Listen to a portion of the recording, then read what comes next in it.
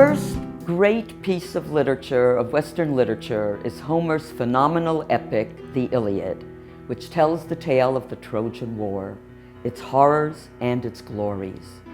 Almost 3 millennia later, we still remember Achilles, Hector, Agamemnon, and Helen, who continue to be immortalized in modern poetry and song. Differing from modern views, to the ancient Greeks, war was a fact of life.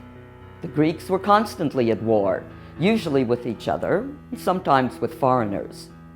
A basic cultural equation was that women gave birth and men went to war.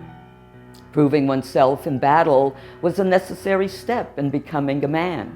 So it's no wonder that history that began with the Greeks, Herodotus' description of the Persian Wars, and Thucydides' account of the Peloponnesian War, retells the cycle of wars that have shaped human society. Because ancient Greece is the foundation of much of Western culture, we certainly can trace some aspects of modern warfare to the ancient Greeks.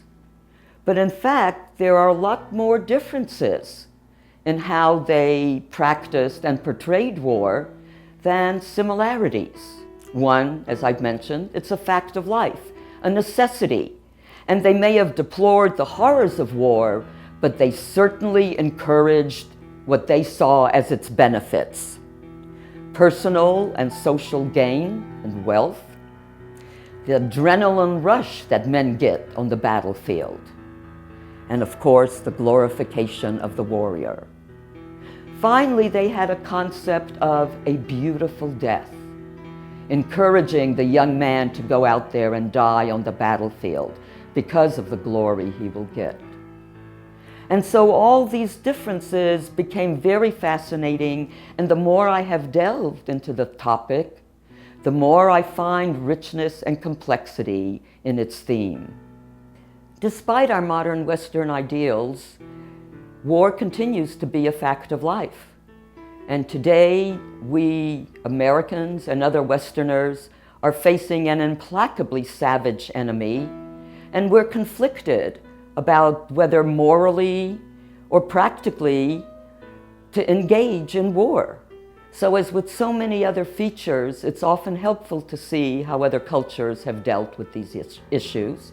And especially since the ancient Greeks formed the foundation of Western culture, seeing the range of views and the complexities that they had on warfare can really provide illuminating insights in order to deal with the issues that we face today.